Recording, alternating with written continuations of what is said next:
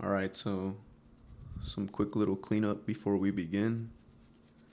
Working on another rear bumper.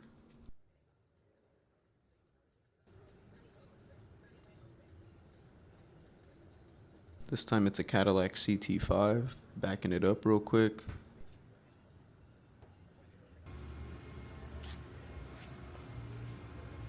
Alright, so take the bumper off.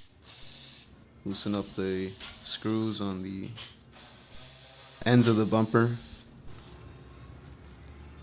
We got left and right. I think it's like 4 or 5 screws each side. Here we go with the right side. Taking off these screws.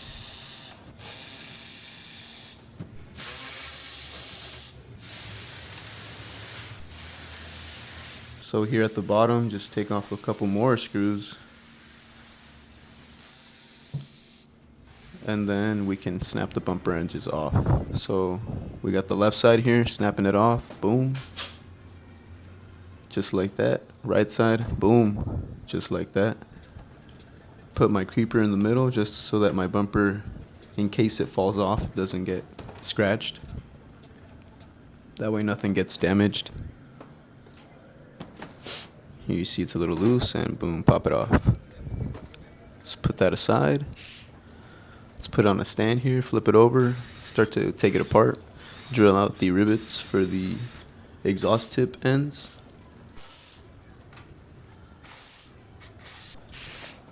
Let's take the wire harness off the bumper.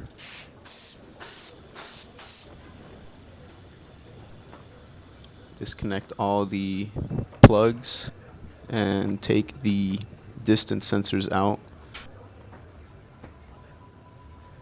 We want to make sure you wrap tape around the distance sensors. That way you don't lose that little clear sleeve that makes it sit flush with the bumper. Take the bottom deflector off. Here you see the damage, something light, nothing crazy.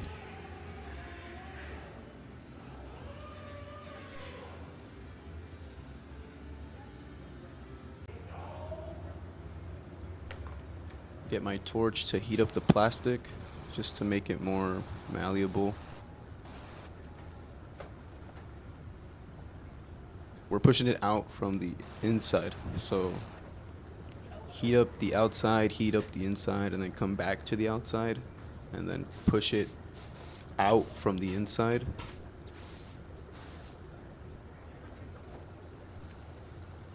Sand it down a bit so you can see exactly where it's dented.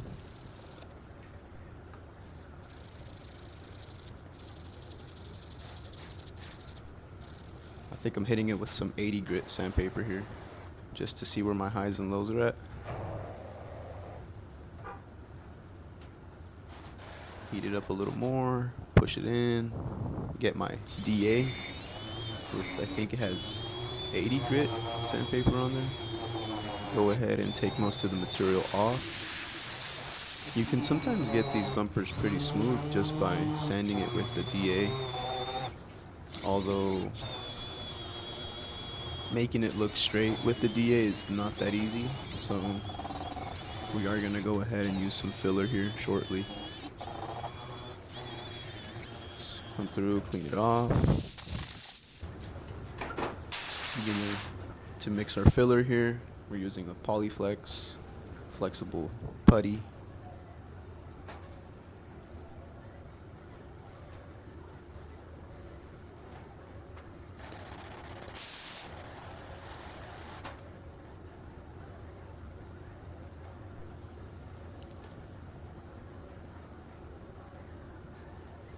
Spread that on there good.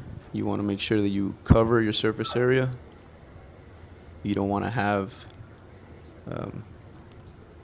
you don't want to be at a point where you don't have enough material to cover the surface area that you're working, because then you just got to mix more, and then your ratios are different, and then when you go to sand it, you might have some areas that sand faster than others. So to ensure that doesn't happen, we have to make sure that we are applying the coat over the surface area that we need to sand completely.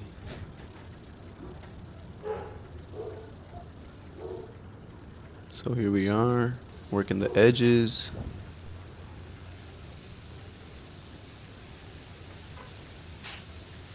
So I'm hitting it with 80 grit sandpaper just to start off. You see I shot a little bit of guide coat on there. That way I know exactly where my lows are at.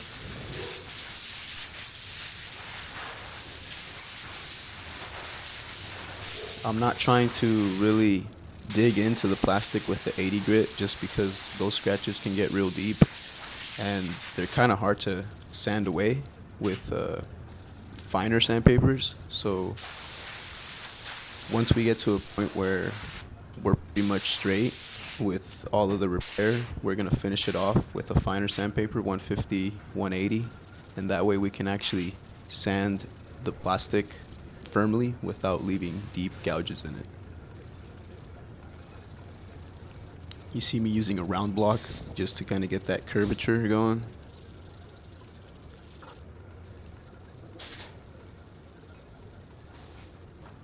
I put tape in the middle just so that my feature line that goes directly down the bumper, down the middle of the bumper, stays there and I don't lose it.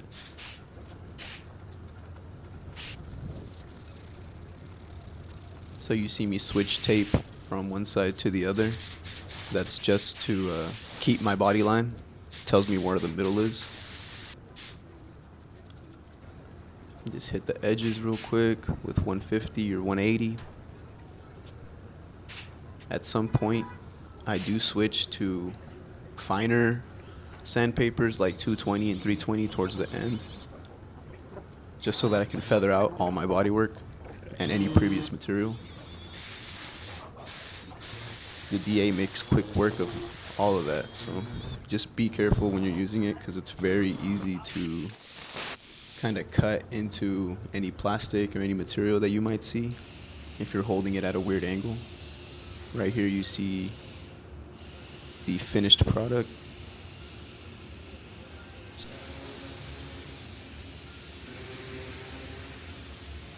I did forget about this lower spoiler piece, so real quick, just hit the scratches, hit it with the block. I think this is 150 grit sandpaper, and then we do switch over to 220 or 320 just to finish it off. So now we got it back from paint, putting it together before we slap it on. So lower deflector goes on the bumper.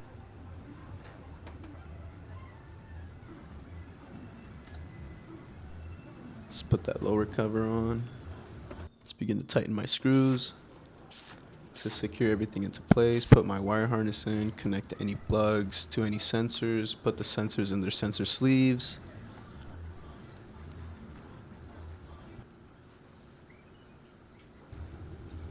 Tighten up all my screws.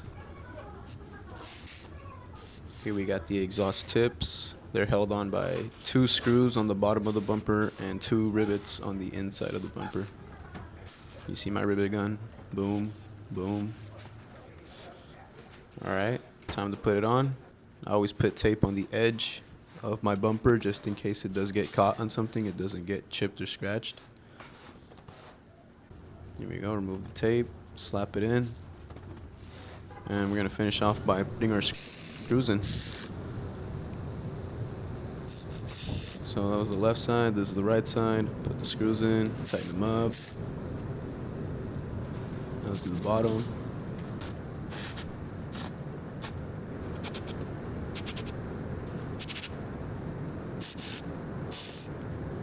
Tighten them up and get ready to take it to the front to get a new job.